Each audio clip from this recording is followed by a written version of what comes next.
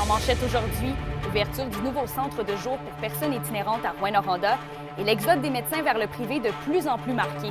Le TVA Nouvelles commence maintenant.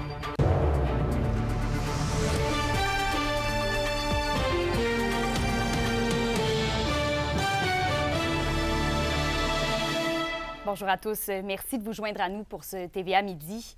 On commence le bulletin en faisant le point sur la situation de l'itinérance à Rouyn-Noranda. Bien, différents partenaires se sont réunis hier soir pour inaugurer le nouveau centre de jour de la Maison du Soleil Levant. Et Alexandre, c'est un service de plus qui vient en quelque sorte compléter l'offre. Oui, absolument. L'ouverture du centre de jour à Cabane, sur la rue Perrault-Ouest, en plein cœur du centre-ville, vient certainement combler un vide. Il n'y avait pas de local dédié au centre de jour avant ça. Maintenant, les personnes en situation d'itinérance pourront s'y recueillir dans le jour de 9 h le matin à 9 h le soir. L'idée avec ce centre, c'est vraiment de leur offrir un endroit où aller dans le jour. Et certains services y seront d'ailleurs offerts, comme une laveuse, sécheuse, un ordinateur, des collations, des jeux de société, mais également certains services de santé. On veut amener les services à ces gens qui n'ont peut-être pas toujours la chance d'y avoir accès. Donc, une carte de plus dans la manche de l'organisme de la Maison du Soleil Levant. On peut écouter sa directrice générale, Marie-Ève Giroux. Le local de centre-ville, il reste là 7 jours sur 7, de 21 h le soir à 9 h le matin. Puis ici, 7 jours sur 7 encore, de 9 h le matin à 21 h le soir. Fait qu'aucun trou de service. D'ouvrir un lieu comme ça ici, tu sais, oui, c'est pour les gens qui vont fréquenter nos services à la Maison du Soleil Levant, mais on espère aussi rejoindre des gens qui ne fréquentent pas nos services de nuit, puis ou des gens à risque de devenir en situation d'itinérance. La population a donc pu avoir une meilleure compréhension des services liés à l'itinérance à Rouyn-Noranda? Oui, car on ne se le cachera pas, l'arrivée du refuge en plein cœur du centre-ville avait généré énormément de réactions l'hiver dernier. Donc, l'ajout d'un autre service à quelques pas du refuge génère lui aussi certaines inquiétudes de la part des commerçants et des résidents. Mais hier, les intervenants présents à la séance d'information ont pris le temps de bien expliquer la nécessité de mettre en place un tel centre de jour. Si les personnes en situation d'itinérance n'avaient nulle part où aller dans le jour, bien maintenant, ils pourront s'y réfugier. J'ai eu la chance d'en discuter avec une sommité en la matière, le professeur à l'UQAT, Stéphane Grenier. On peut l'écouter. C'est important pour une partie de la clientèle qui se trouve en errance dans la ville. Un centre de jour, un drop-in, permet d'améliorer la cohabitation citoyenne itinérante. Donc, ça permet de retirer des gens de l'espace citoyen, de leur mettre un lieu de sécurité où ils vont se sentir en sécurité, mais qui vont sécuriser aussi les citoyens. C'est à ça que ça sert. Mais est-ce que ça change, ça réduit l'itinérance? Pas pantoute. Non, évidemment. Voilà, je vous reviens ce soir avec un reportage complet sur ce nouveau centre de jour à Rouyn-Noranda, notamment avec les commentaires du CISAT. Parfait, merci Alexandre. Au plaisir. Toujours à Rouyn-Noranda, les citoyens vont maintenant pouvoir se rendre dans les quartiers d'Évin et de Granada à bord de l'un des 5 minibus de la ville. C'est l'une des principales nouveautés au service de transport en commun annoncé par l'administration municipale cet avant-midi. Et en plus, la gratuité du service est prolongée pour l'an prochain. Les lignes de transport dans le centre urbain sont aussi bonifiées pour permettre des trajets plus fréquents au centre-ville et à proximité du cégep et de l'UQAT. En santé maintenant, l'exode des médecins du système public vers le privé fait beaucoup jaser ces jours-ci. Seulement depuis 2020, on voit une hausse de 70 du phénomène quand même à l'échelle provinciale, selon la RAMQ. Le ministre de la Santé, Christian Dubé, a d'ailleurs dévoilé vouloir se pencher sur la question et pense instaurer un projet de loi pour mieux encadrer la pratique privée et renforcer le public. Le président de l'Association des médecins omnipraticiens du Nord-Ouest du Québec, le docteur Jean-François Verville, croit que c'est une mesure qui va surtout toucher les nouveaux médecins. Le discours négatif, puis toutes les conditions d'exercice qui ont été imposées aux médecins de famille dans les dernières années, qui sont restrictives, les conditions d'entrée en médecine familiale pour les postes, c'est complexe pour les jeunes médecins, ça leur fait peur, puis souvent, ils décident de même pas essayer de travailler au public, d'aller directement dans les cabinets de médecine privée.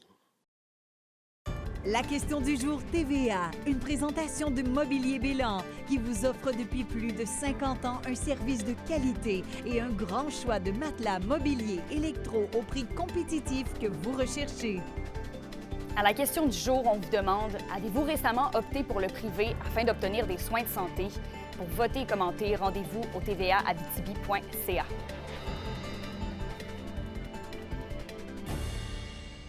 Cette année, durant le temps des fêtes, les Amossois vont finalement pouvoir obtenir des services de raccompagnement puisque c'est le retour d'Opération Nez Rouge après 4 ans d'absence dans le secteur.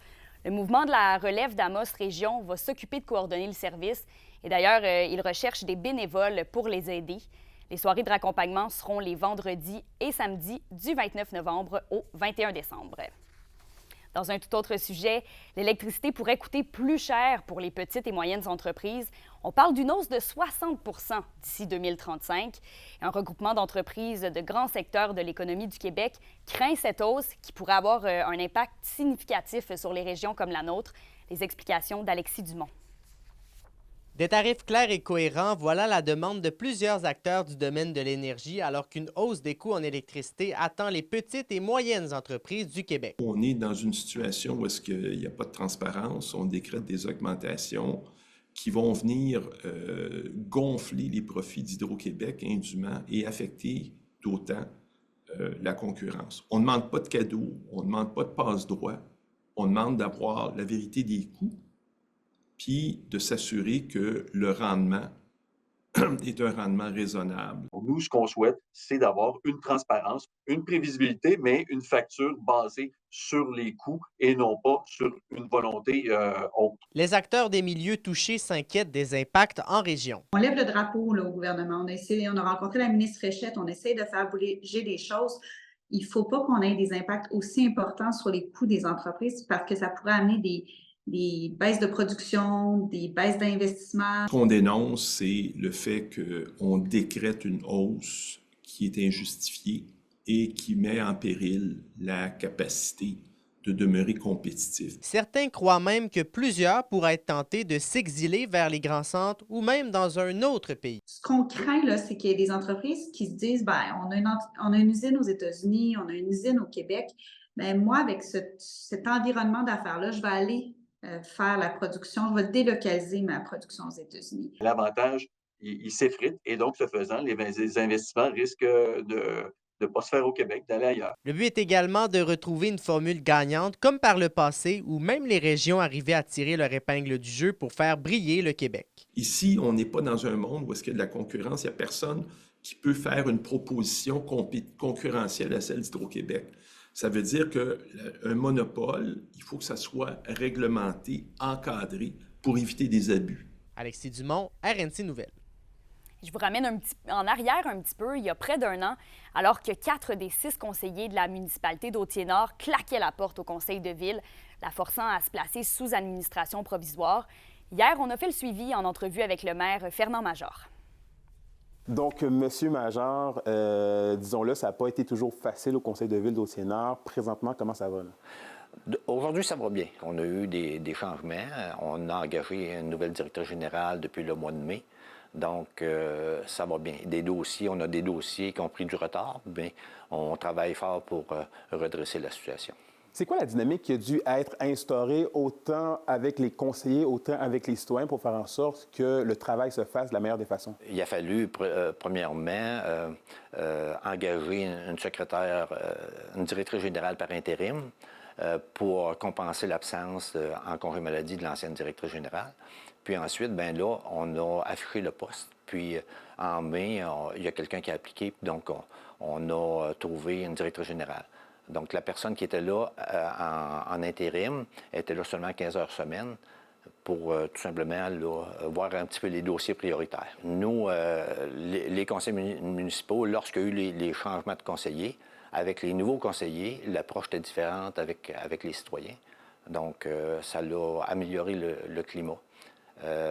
Puis présentement, ça va bien. C'est sûr qu'on a quand même des gens qui posent des questions, mais on est là pour répondre aux questionnements des citoyens.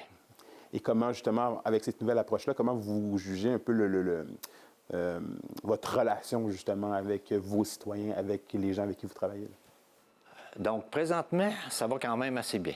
C'est sûr qu'on a des choses à régler, des dossiers qui ne sont pas faciles, mais quand même, on travaille fort. On essaie d'être équitable envers tous nos citoyens. Donc, les dossiers sont traités là, avec équité envers tous les citoyens. Puis, on va essayer de maintenir cette position, puis de satisfaire nos citoyens le plus possible. Donc, ça se passe bien? Oui, ça se passe bien, présentement. L'humoriste Joe Cormier vient présenter son spectacle Animal cette semaine en région.